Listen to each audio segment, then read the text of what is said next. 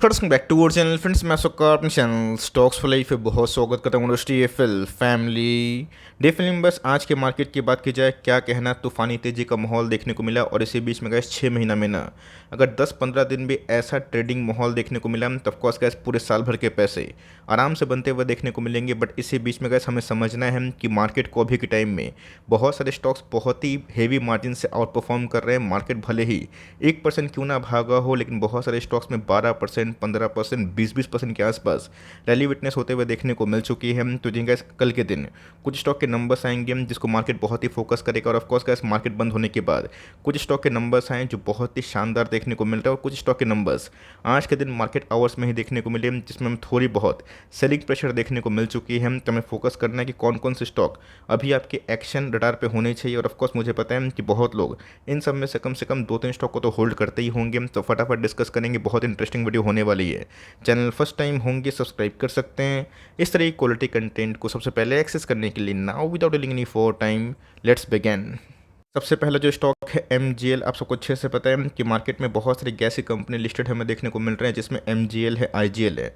और सरप्राइजिंगली दोस्तों एक साल लो से इन सब कंपनी में अच्छी खासी उछाल देखने को इसलिए मिली बिकॉज मार्केट इनके नंबर्स को लेकर शायद काफ़ी ऑप्टिमिस्टिक था। और ऑफकोर्स गैस बॉटम फॉर्मेशन के बाद इस कंपनी ने जो नंबर्स पेश किए हैं काफ़ी शानदार हैं। तो 1210 से मतलब 1200 करोड़ से अगर आप देखें तो इनके रेवेन्यू दोस्तों 1800 करोड़ के आसपास हमें देखने को मिल रहे हैं, जो मेरे हिसाब से बहुत ही सुपर हिट है। क्वार्टरली फ्रंट से अगर आप जज करें तो उसमें थोड़ी बहुत फॉल देखने को मिल रही है 1870 से। ऑफकोर्स 70 करोड़ 65 करोड़ के आसपास जो रेवेन्यू है वो घटे हैं, लेकिन यस हमें देखना है कि साल दर साल परफॉर्मेंस कैसे हैं। तो कंपनी के एक्सपेंसेस की बात की जाए वो ईयरली फ्रंट में बढ़े तो ज़रूर है, बट क्वार्टरली फ्रंट की बात की जाए उसमें हमें डिक्लाइन देखने को मिल रहा है, जिसके वजह से इस कंपनी ने हाईएस्ट एवर जो प्रॉफिट है ना इसको विटनेस कर दिया है 131 से। My goodness 268 rupees in crore हो चुके हैं। क्वार्टरली फ्रंट की बात की जाए उसमें भी दोस्तों हमें मैसिव इजाफा देखने को मिल रहा है, और इसी की वजह से अगर आप देखें तो इनकी ईपीएस 13 से 27 ईयरली बेसिस पे, और क्वार्टरली फ्रंट की बात की जाए 17 से 27 हो चुके हैं। की बात की जाए आईजीएल एमजीएल काफ़ी पिट चुके थे, और रीज़न साफ था बिकॉज उस समय गैस मार्केट में इन सब को लेके काफ़ी नर्वसनेस थी। एक तो गैस सेंटर की बात की जाए, स्टेट की बात की जाए, गैस प्राइसेस को थोड़ा सा कांस्टेंट रखने की कोशिश करते हैं, लेकिन इसी बीच में इस पर गैस कंपनी ने बहुत ही ह्यूज मार्जिन एक्सपेंशन किया है, जिसकी वजह से हमें नंबर्स तो शाम को देखने को मिले पोस्ट लाइक मार्केट बंद होने के बाद, बट इसी बीच में आज हमें थोड़ी बहुत उछाल देखने को मिल चुकी है। गैस 1000 का जो रेजिस्टेंस लेवल है तोड़ दिया है, तो मेरे हिसाब से गैस जो अपवर्ड जर्नी है कंपनी के लिए आराम से वो क्लियर होते हुए देखने को मिल रही है, बिकॉज नंबर्स गैस बहुत ही ब्रिलियंट है और पिछले कुछ समय से काफ़ी रेंज बाउंड कंडीशन देखने को मिल रही है। एक समय तो गैस कंपनी ऐसा परफॉर्मेंस दे रही थी जो काफ़ी लोग हताश हो गए थे। तब समझ सकते हैं कल के दिन गैस आईजीएल के भी नंबर्स आने वाले हैं, और आप मोटा मोटी उम्मीद कर सकते हैं ऐसे ही नंबर्स हो सकते हैं, जिसकी वजह से आईजीएल 500 के आसपास है। तो एमजीएल ने गैस इस पर जो परफॉर्मेंस किया है ना, कम से कम गैस मुझे लगता है कि 3 महीने के अंतराल में इसमें 15 से 20% के आसपास जो मोमेंटम है वो तेज हो सकता है। बात की जाए हैप्पीएस्ट माइंड्स, बहुत ही पॉपुलर कंपनी हमें देखने को मिलती है among the mid cap ITs. इसके परफॉर्मेंस की बात की जाए 310 से गैस 386, जो मेरे हिसाब से ईयरली फ्रंट में ठीक ठाक है। क्वार्टरली फ्रंट की बात की जाए फ्लैट आप कंसिडर कर सकते हैं, तो सारे एक्सपेंस को एडजस्ट करने के बाद कंपनी के प्रॉफिट की बात की जाए 52 से 57 हो चुके, और क्वार्टरली फ्रंट की बात की जाए एकदम फ्लैट है। तो नंबर्स की बात की जाए तो ऑफकोर्स गैस जो केपीआई नंबर्स चाहिए ना उसे आप प्लीज़ कंपेयर ना करें, बिकॉज केपीआई का बिजनेस मॉडल थोड़ा सा हटके है। नंबर्स की बात की जाए ओके ओके फ्लैट बोलना पसंद करूंगा, ख़राब क्या नहीं दोस्तों, ख़राब नहीं है। बट मेरे हिसाब से गैस कंपनी अगर छोटी है तो हम लोग इससे बेटर जो एक्सपेक्टेशन है वो ज़रूर कंसिडर कर सकते हैं। अगर आप देखें आज हमें थोड़ी बहुत गिरावट देखने को मिली। आज गैस खुलते ही थोड़ा सा भागने की कोशिश किया था, मतलब फ्लैट ट्रेडिंग हो रहा था जो इनके प्रीवियस प्राइस थे, बट यस एट दिन में नंबर्स के बाद ना थोड़ी बहुत फॉल विटनेस होते हुए दिखाई ज़रूर दी है। हिसाब से गाइस जो भी न्यूज़ थी ऑलरेडी डिस्काउंटिंग हो चुकी है, और मेरे हिसाब से गाइस आईटी जब रिवर्स करेगा आने वाले 3 महीना में 6 महीना में हैप्पीएस्ट माइंड्स में पैसे बनने की क्षमता कुछ ज़्यादा होगी, बिकॉज कंपनी एआई में ही फोकस कर रही है, क्योंकि ग्लोबल डिमांड्स थोड़े बहुत घट चुके हैं। तो कंपनी का जो नंबर्स पेश किए हैं बहुत अच्छे नहीं है, बट बहुत ख़राब नहीं है। आपके पास कोई भी लेवल्स में कंपनी को होल्ड करे लॉस में बेचने वाली गैस कंपनी मुझे बिल्कुल भी दिखाई नहीं देती। बात की जाए बालाजी माइंस, तो जी हाँ गैस कल के दिन की बात की जाए इसमें थोड़ा बहुत मोमेंटम क्रिएट हो सकता है। आज की बात की जाए 6% अप था। रही बात दोस्तों मैंने आपको बताया भी था कि वीकली चार्ट पे जो बोलिंजर बैंड का मीडियन है उसके नीचे अगर जाता है, अगर ये लोअर बैंड को हिट करता है, तो हमें समझना है कि उस वीकली चार्ट पे कंपनी डाउन साइड कितना प्रोसेस कर रही है, कितना शो कर रही है और अपसाइड कब तक हो सकता है। तो जैसे पिछले कुछ समय से हमें बालाजी एमाइंस में अच्छी खासी फॉल देखने को मिली। 5200 का स्टॉक 1800 के आसपास आया था।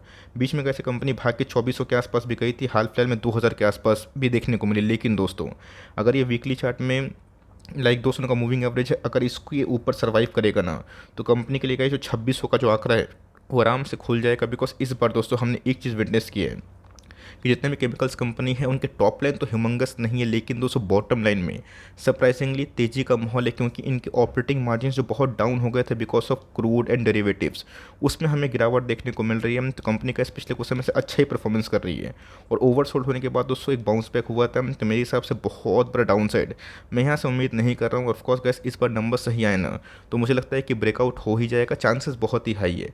अब देखते हैं कि आज के दिन जो कारोबार है कल के दिन कैसा हो सकता है। और ऑफकोर्स जो टारगेट्स के लिए बोलते हैं ना, 2600 के आसपास गए, शायद इनको रेजिस्टेंस फिर से देखना पड़ जाए। बात की जाए एडीएफ फूड की, जहाँ पे कैसे स्टॉक स्प्लिट हमें देखने को मिल रहा है। 10 का फेस वैल्यू 2 हो जाएगा, मतलब एक के बदले मिलेंगे 5 शेयर। नंबर्स की बात की जाए, बहुत ही शानदार और जानदार देखने को मिले। डेफरी कंपनी है जिनको थोड़ा सा काफ़ी मजबूत बनाया जाता है। तो ऑफकोर्स गैस पोस्ट नंबर्स के बाद, announcement of the stock split के बाद कंपनी में आज हमें 17% के आसपास तेजी का माहौल दिखाई पड़ा था। बट एट देन में 12.5% के आसपास क्लोजिंग दिखाई ज़रूर दी है। छोटी होती है तो रिस्की भी होती है। आपके पास अगर हिंदुस्तान फूड है तो ऑफकोर्स अननेसेसरी ऐड करने की आवश्यकता नहीं। लेकिन येस, अगर आप उसके नंबर्स अच्छे लगे तो 830 के नीचे बाई है। बिकॉज इस कंपनी में कैसे जो मोमेंटम है वो तेज हो चुका है और कभी भी कैसे इतना बड़ा वॉल्यूम के संग कारोबार होता है और नेक्स्ट जो स्टॉक स्प्लिट या फिर कोई भी कॉर्पोरेट एक्शन होता है ना, उन सब कंपनी में आप फोकस कर सकते हैं। तो मेरे हिसाब से कैसे 830 का बाइंग अगर आपको मिलेगा, खरीदने का मौका मिलेगा, तो 775 775 का स्टॉप लॉस लेके आप चाहें तो 1000 के आसपास पारी खेल सकते हैं। बिकॉज यहाँ पे कैसे मंथली टाइम को छोड़ के ना वीकली टाइम फ्रेम में ब्रेकआउट हो चुका है। अब देखते हैं कि मंथली टाइम फ्रेम में ब्रेकआउट कब होगा। तो कंपनी ने कैसे बहुत ही अच्छे नंबर पेश किए हैं। डेफरी कंपनी है आपके पास, ये कंपनी ज़रूर होल्ड करें। इसके अतिरिक्त अपने हिंदुस्तान फूड में निवेश किया है तो वो भी कैसे आप आराम से कंटिन्यू कर सकते हैं। नंबर्स एक बार देख लीजिए। कंपनी की बात कीजिए, आपको अच्छे से पता है वेटरन इन्वेस्टर आशीष कचोलिया साहब इसको होल्ड करते हैं, जिस कंपनी ने गैस अभी तक अच्छा ही परफॉर्मेंस किया। लास्ट ईयर 21-22 की बात की जाए 41 करोड़ के आसपास एनुअल प्रॉफिट था, जो गैस इस बार 60 करोड़ के आसपास हो चुका है। तो 50% के आसपास दोस्तों जो कंपनी राइज करती है ना छोटे होने के साथ, तो कंपनी गैस उसमें हमें अच्छा खासा ग्रोथ ज़रूर दिखाती है।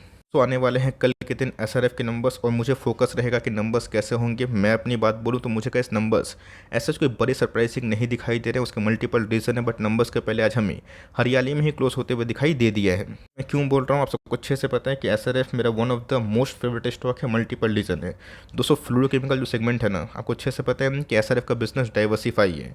एक तो केमिकल बिजनेस में काम करती है, ऊपर से टेक्सटाइल, और उसके बाद फ्लेक्सिबल जो पैकेजिंग बिजनेस है उसमें। ये गाइस जो दो सेक्टर है ना, जिसमें टेक्सटाइल और फ्लेक्सिबल पैकेजिंग बिजनेस, इनके मार्जिन्स एज कोई मैं बहुत बड़ा ताबड़तोड़ उम्मीद नहीं कर रहा हूँ। लेकिन दोस्तों केमिकल सेगमेंट में ये अच्छा कर सकते हैं। तो कॉन्सोलेट नंबर्स थोड़े से डल हो सकते हैं, बट येस जो स्टैंडर्ड नंबर्स है केमिकल बिजनेस जो बहुत ही पुराने अरसे से कंपनी की लेगेसी है, उसमें अच्छा ही परफॉर्म कर सकती है। तो मार्केट में क्या शायद ये न्यूज़ डिस्काउंटिंग हो चुकी है। अब नंबर्स खुलने के बाद ही समझ में आएगा कि असल में फिगर्स कैसे हैं। मेरे हिसाब से कैसे डिस्काउंटिंग होने के बाद कंपनी में एक तेज़ी का माहौल हो सकता है। लेकिन हमें एकदम वाइसली जज करना है कि इनके फ्लोरोकेमिकल का जो निवेश है, उनके कैपेक्स और उनके केमिकल रेवेन्यू कैसे आ रहे हैं, प्रॉफिट कैसे आ रहे हैं और कौन सौ में नंबर्स कैसे आ रहे हैं। तो ओवरऑल गैस नंबर्स तो अभी तक खराब इन्होंने नहीं दिया है, एक्सेप्ट लास्ट क्वार्टर। अब देखते हैं कि इस बार मार्जिन्स इंप्रूव हो रहे हैं या फिर नहीं। मार्जिन्स में कैसे अगर कटौती नहीं हुई ना, इस कंपनी में फिर से हमें लाइफ टाइम हाई ज़रूर दिखाई दे सकता है बहुत जल्दी। वीडियो अच्छी लगी तो प्लीज़ लाइक करिएगा और पाँचों स्टॉक में से कौन कौन से स्टॉक आप होल्ड करते हैं प्लीज़ कमेंट बॉक्स में राइट डाउन करना ना भूलिएगा। तो गाइस मिलते हैं जल्दी ही, तब तक के लिए bye. Thanks for watching friends, God bless you all.